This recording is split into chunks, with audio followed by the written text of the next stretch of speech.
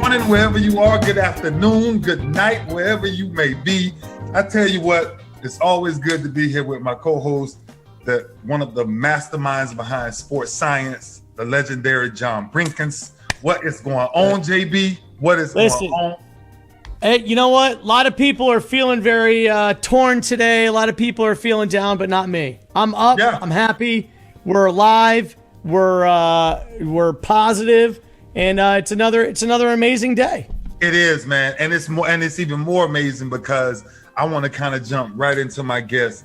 This is somebody that we went to the same college, University of Miami, and and I'm telling you, if I could have got a chance to play behind this guy, it would have been a special thing. But it's really good seeing him in Baltimore. I want to welcome to the Ray Lewis Show my special guest, the big man himself, Calais Campbell from the U, baby. What's up, Big Daddy?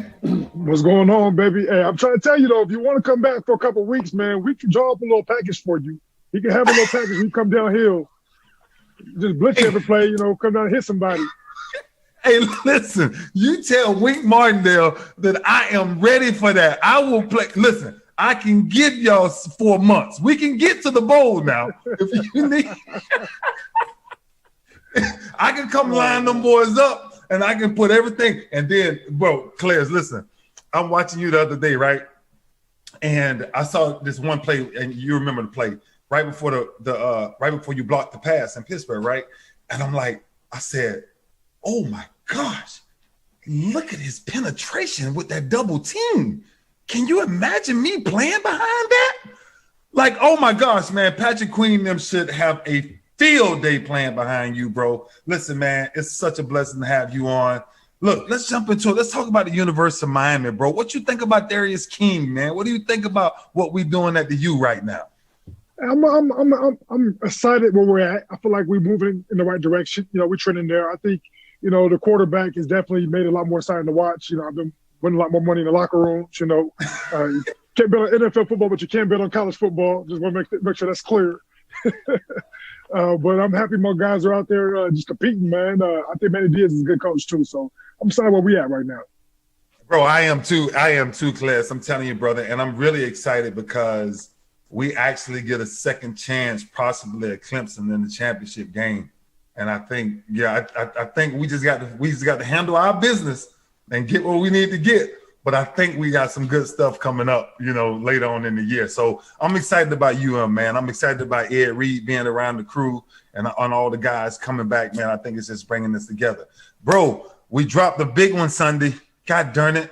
And this is in your head because you haven't been in this rivalry, right? I've been in this rivalry so many times in Pittsburgh. And, brother, I'm telling you, it always comes down to 1, 2 turnovers, no turnovers, know what it is. What was it like playing in that rivalry? And did you feel the intensity, regardless of who's in the stands? Did you feel the intensity from both sides that we really don't like each other?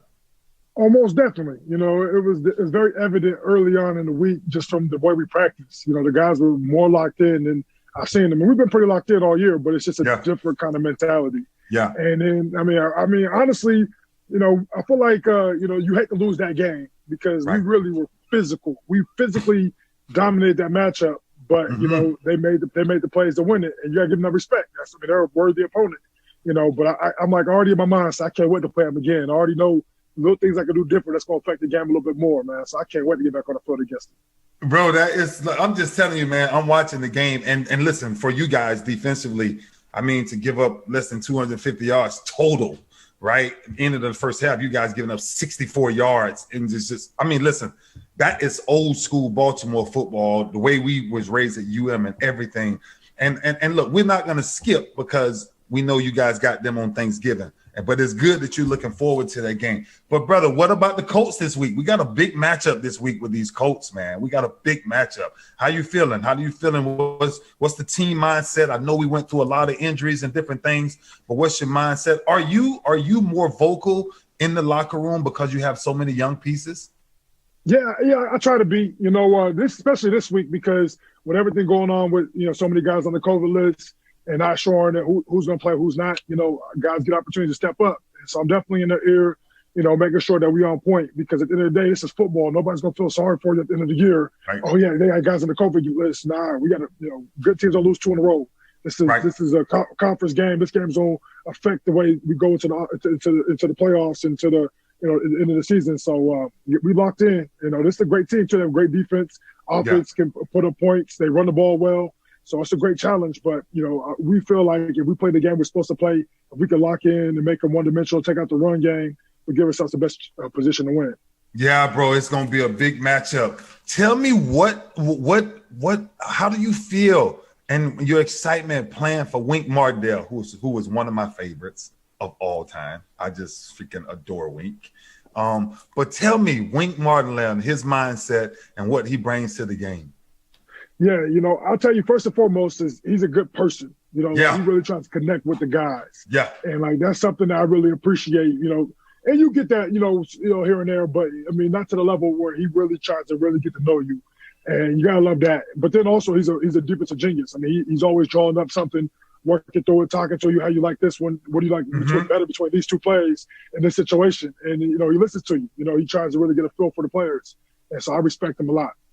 Bro, that's good, because that was the one thing I'm telling you that a lot of people don't think about, coordinators. And I get asked all the time, do the coordinators let you guys talk? And I'm like, you just answered the question, right? He's so open to hearing exactly what the players feel, what the players think, what works best. And I think that's what makes him such a great – listen, I'm telling you, man, his mind and the way he got you guys playing football, it's just absolutely amazing. Tell me about your young crew behind you. I love this Patrick Queen guy. And Marlon Humphreys. Tell me about Patrick Queen and Marlon Humphreys, the way they play football on the Ravens side of the field. Yeah, man. Patrick Queen, starting with him, he's really a downhill, but side on the sideline, he can cover. He has no package. And he's smart, he's tough, and he's a natural ball hawk. He checks all the boxes. Only thing with him is he's young. So you have to go through that, the experience. He's getting experience every week.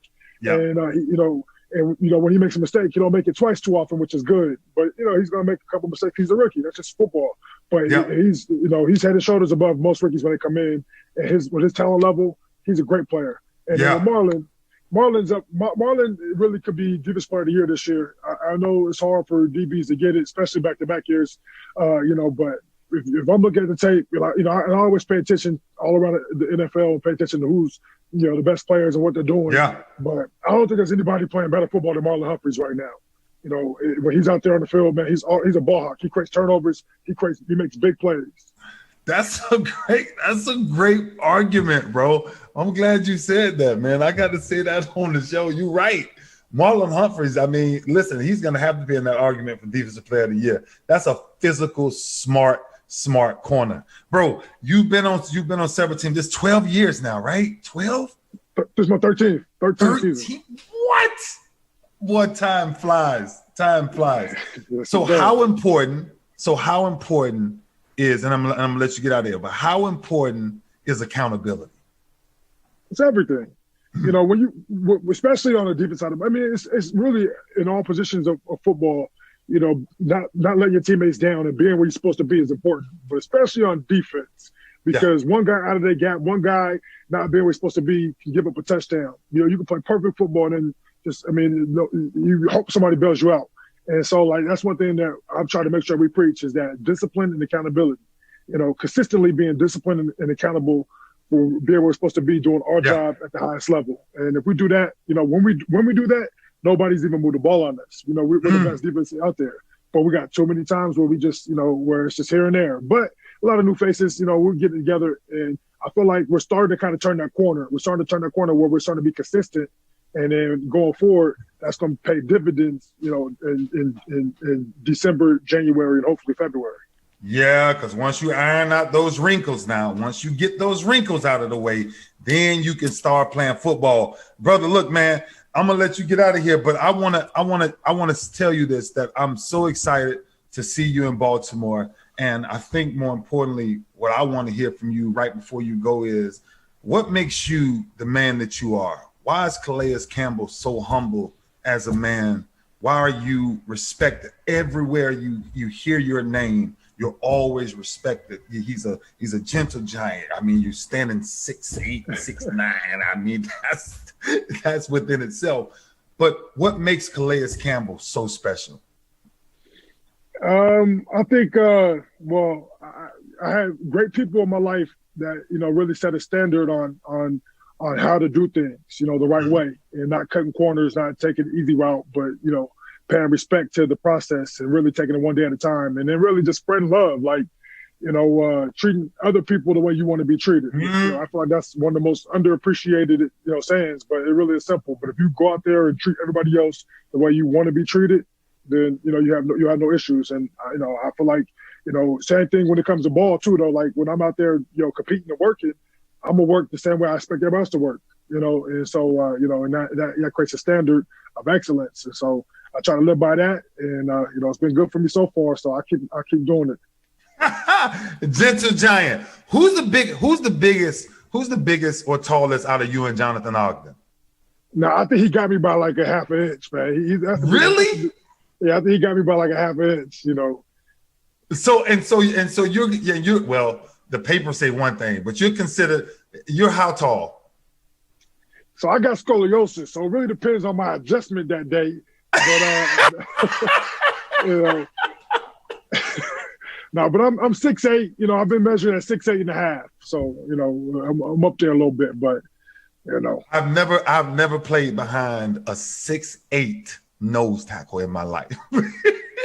If I could have played behind that would have been absolutely special. Hey, brother, listen, man, I know you guys are running. I know it's a lot of issues dealing with COVID, man. Listen, keep those guys focused. Keep those guys accountable. You spoke about it, because this team, and you know me, I'm forever a Raven. But what you guys have, man, I'm watching that game, and I'm watching the games as the season go. It's going to be an exciting playoffs. I'm telling you, Calais, and your leadership and the accountability that you can help these young kids understand the game much faster. And it's gonna be exciting to watch, man. So keep them boys going, and God bless you, brother. Thank you so much for joining the Ray Lewis Show. I wish I was putting on the Raven uniform, and just go ahead and whisper and wink ear. We may need 52 back. We may need 52 back for this playoff run. I'm telling you, I'll come back one more time and ride this thing out. Calais, I appreciate you, brother. I love you so much, man. It's all about the you, baby. Love for life. Respect, baby. Absolutely. Peace. You know what? That's wow. Right. What? JB, that's why we do this. I know. The thing is a lot of people forget, because a lot of different things have happened since February, but Calais was Walter Payton Man of the Year. He's a total pillar to the community. It was February 3rd. I think he was Walter Payton, received the Walter Payton Award. And, he's just, we had him on Sports Science several times, and he's just such a joy. He lights up a room, makes you feel good. And he's just really sincere. And you're walking around 6'8" as a giant, you can kind of, take different tacks, like try to ignore people, give off that energy, like don't talk to me because everybody's going to notice me. Or you're like a beam of light and sunshine, and that's what Calais is. Yeah, absolutely, man. Bro, if I could have got a chance to play with him, that'd be amazing. I may think about coming out of retirement, JB. I'm telling you, one time I got 2 months. JB, I got it's funny. Before we went on the air, I said to you, do you know Art Monk? And you said to me in a little bit of a tone like, dude, you're an idiot. There's no way I played with Art Monk. By the way, Art Monk, who's a class act, just like Calais, just like yourself, he retired in 1995. That was his last season. So he officially retired in 96 when you entered the league. So you almost overlapped. No, almost. He has me in age by a decade. Wow, but you almost played on the same field as him. That's all my point. Man. No, Art Monk was one of my favorites. He was one of my favorites. Bro, checking in, man. I'm telling you, I had a truly incredible week, and I think one of the reasons why I've been just doing, I think, the opposite, right? And this is what I think my challenge is to people. Like, we're in eerie times, right? We're in very confusing times. Mm-hmm. But if you try to pay attention to every report, every news station, every radio, every tweet, every Instagram. If you try to pay attention to that, you're gonna actually lose your mind, right? You really will, right? Totally. But the balance of life is, and I'm telling you, and I keep going back to this, JB, the balance of life for me and how I have been humbled since getting on a bike has changed my perspective on what I let into my mind, right? So with everything going on, it's like, how do you become a real positive light? How do you become this bridge of we will see it through, right? And I think, man, and I'm telling you, from meditations, from reading, from riding my bike, the way I am, and then addicted to it, to where I got to get on it. But what I'm finding out is my mental clarity keeps me from fighting battles that's not my battle. Right. Hey, you know, what's interesting is you mentioned about if you read every article or you know, looked at every post on social media, you do have to say to yourself, pick and choose your battles wisely.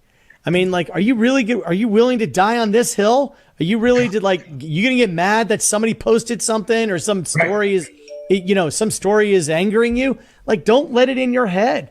Like, they're trying to get in your head. Just like you would stand at the line of scrimmage and get in everybody else's head, you would just say, hey, don't let me in there and I won't bother you. And it was really hard. You got to be able to filter stuff out and stay centered. JB, that is the key. I'm telling you, and this is how you do that, right? The first thought of kind of what it takes me into this place that you're talking about, right? Yep. And that's why I asked Calais about accountability, right? So the thought of the day, right? Accountability unlocks access to a better you. Love that. Listen, why? Because if you're not accountable to yourself, then you will never find the better you. You can think about everybody else is going to bring you happiness, and you can think about all of these other things, and you can live with talent, and you can have the greatest talent in the world. But if your accountability isn't in the right place in your life, you cannot access a better you. The challenge is right? Love it. You always say, Ray, you never know who's watching. But guess who is always watching? You are. You're always watching yourself. JB, listen, that's why I tell people, stop. I told you this before. Stop brushing your teeth with your head down. Stop brushing your teeth so you can see who exactly what your image is. Right? But because listen, the door is never closed when you are accountable to small things. There's no door that ever closes, JB. JB, stay with me for a minute, because I'm telling you, I've been meditating on this, and people must understand this. The smallest things ever is what actually creates the greatest movements. The smallest things, because a door may close, but when you are accountable to the small things, Monday on top of Tuesday, Tuesday on top of Monday, Wednesday, Thursday, Friday, and start all over. Man, accountability gives you a sense of not only purpose, but integrity and character. It's aligned with where accountability is. I love that idea, Ray, and what a lot of people don't realize is how important those little things are. Like, for example, if you litter, if you take something and you throw it on the piece of trash on the ground, do you pick it up or not? And if you walk by it, then you're just willing to litter your mind with thoughts. Pick up your trash, and in your mind, throw out your trash. Do the same thing, the little things. And this is why this is so good, because true leadership has one common ingredient: accountability. Accountability to oneself. When you are accountable to yourself, you can lead nations. When you are accountable to yourself, JB, people saw my accountability by my work ethic. People saw my accountability by my studying habits. People saw my accountability by the speakings of my tongue. My accountability became my image, right? My image brought out of me my integrity. But my character kept it all in place. It's infectious. Right? When you are accountable and you are a leader, right? The idea is, are you as a leader willing to do what you're asking everybody else to do?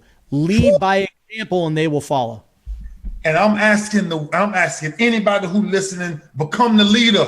And I guarantee you don't have to force nobody to follow you, but you must be accountable to yourself. Listen, that's why accountability is not only what we do, but it's what we do not do. Right?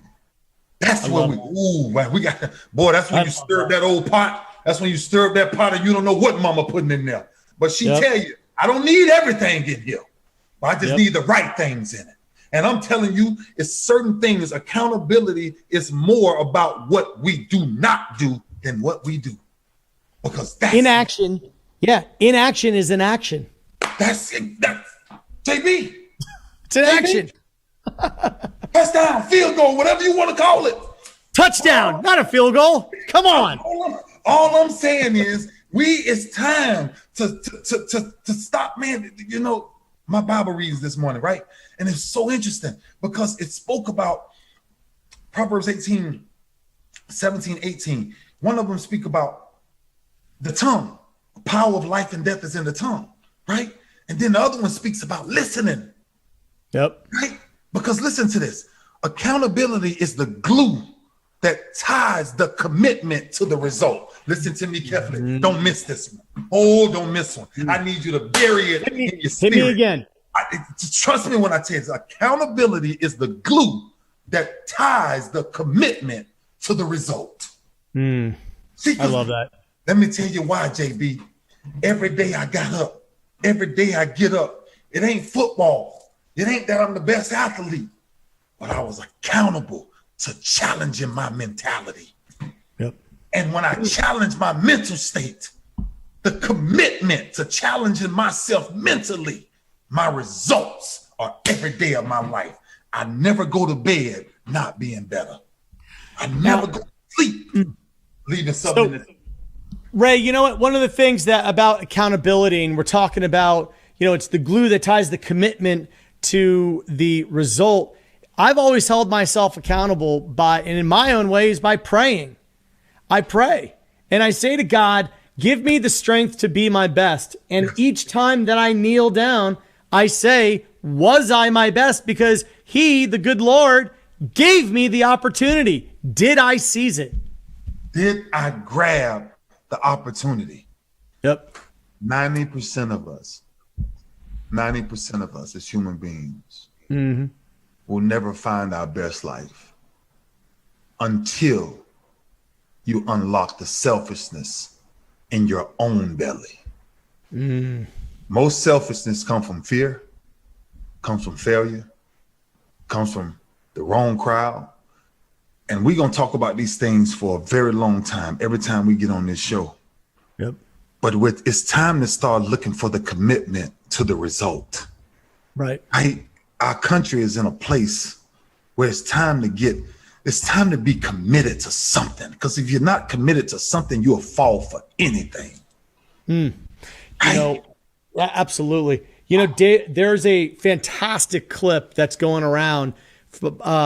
David Bowie in 1999 talked about until 1970 or so, this country believed in a truth and a lie, and there were a set of facts that people subscribed to. And then during the early 70s, when we said, well, there's more than one answer, maybe there are 5 answers, maybe there are 4 answers, we opened up and we cracked this door. And what he was saying is the internet itself has created so many possible answers that people theoretically think are correct, that the amount of division is incalculable because no one is saying this is the truth. We must believe in a truth. We must believe in a truth, right? And there's one thing about our show. We ain't finna get into all of what the world want to get into. Right? We are a solution-based group. That's what we do. That's what we do. Why? Because we freaking live it, right?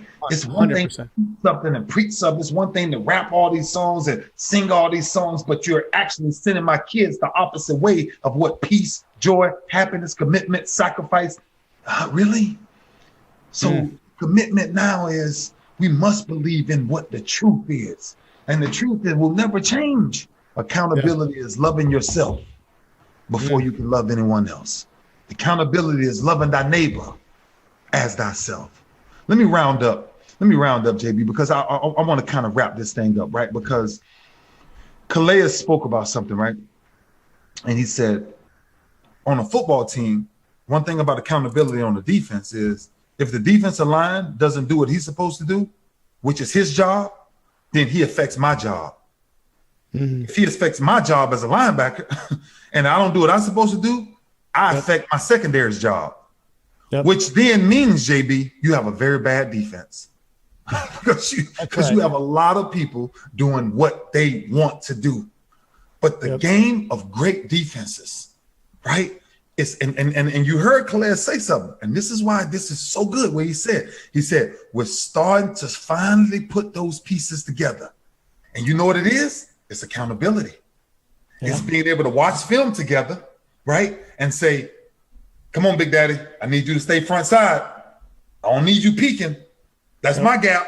You stay in your gap, you do your job, I guarantee you the 1 yard loss, right? And so it's just like the same thing in life. In life, the challenge this week is I want you to find 3 people that you really believe are accountable to themselves. And when you follow those 3 people, I want you to follow 2 things from each one of those persons. What do they speak out of their mouth? And if you're still following them, knowing that they're cursing and they're degrading and they're going through all of these things, and if you're still following them, then they don't have a problem with their accountability. You have a problem with your accountability. Right. Right. Here's what I love and what I'd love to share with people is in terms of being accountable. I love, and you respect Coach Belichick so much. He just keeps preaching, do your job, right? And you led by example, right? I did Ray Lewis, you did your job, and that becomes infectious. And if everybody's then doing their job, you have a great defense. But I want you to think in your daily life, in everything that you're doing right now, are you doing your job? Are you doing what you should be doing? Should you take your kid to soccer practice? Should you be a loving husband? Should you be a great friend? Should you eat well? Are you doing your job? Are you doing and some can take a job and think that that's the purpose of their life. There's a difference in that because a job and being in your work is 2 totally different things, right? A job pays you. Being in your work is your purpose, right? And that's what we got to get back to, right? We have to get back to understanding what our purpose is. That's why being away from the game has given me one of the greatest opportunities in the world. And guess what that is? Change, inspire, and give hope every day to broken people. To broken people. Absolutely. Right? I mean, this guy, look, the takeaways, right? I think I mentioned this before. It's heavy on my heart because I want to help this. I want to help this guy. He's homeless, but I told him, I said, in order for me to help you, you must help yourself. And he said, what does that mean? I said, because you're not accountable to yourself. I see you every day. You're doing the same things every day, and you've given up on life. You've told life you win. I'm broke. I'm confused. I don't have nothing, so I'm gonna give up on life. But I told him, the next time we see each other, I want you to write out me a plan for your life that you want to see better. And when you do that, then I will help you. Right. I have the ability to help you right now, but me helping you ain't gonna help you unless you're ready to help yourself. That's right. And I think, man, my heart,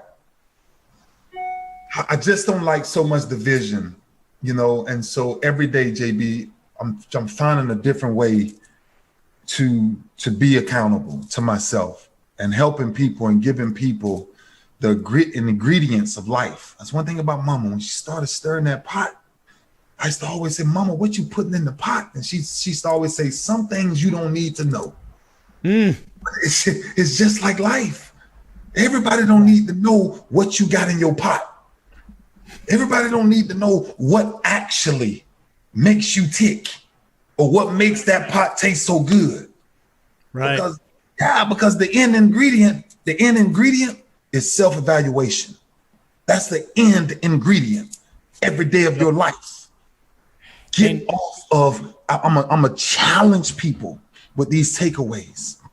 Don't come back and listen to this and stay the same. And don't do it because of me. Don't do it because of nobody that you've heard from. Do it because you're looking for a better you. I love the quote from Gandhi that said, when he said, "Be the change in the world you want to see." Have that courage. Right? I don't have nothing else to say to nobody. That's why we started No Excuses. That's right. No Excuses says you must be the change. You must be the change in the world. Yeah. And that's what we gonna do.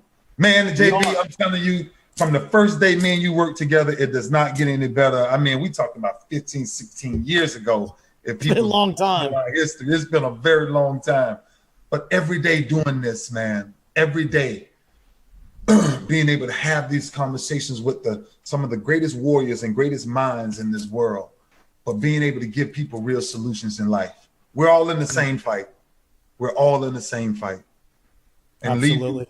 And No Excuses, the Ray Lewis Show, and everything we're doing is for one reason. You must find a better you. The time is now. The storm is heavy. The wind is blowing hard. And I ask you this simple question. Why should somebody follow you? Here we go. We're all in the same storm. We're all in the same storm. We're all in the same storm. We're on a boat, and some of us are on a little life raft. We're all in the same storm. All the same storm. Why should somebody follow you? Why should they get behind you? What does your message say?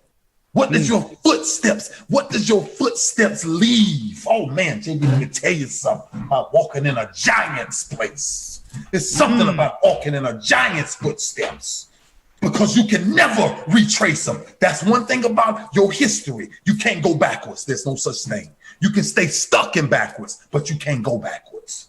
Yes, sir. Love that. Yes, sir, JB. Love that. I love it, man. Listen, thank you guys for joining us this week. This week has been absolutely amazing. Listen, no weapon formed against you. I wear it around my neck. Isaiah 54:17. God is available. No weapon formed shall prosper. These storms, they will subside by us truly being the example in the midst of a storm. The people that's respected are the people that don't waver because their foundation is set. God bless you all. Thank you once again for joining No Excuses.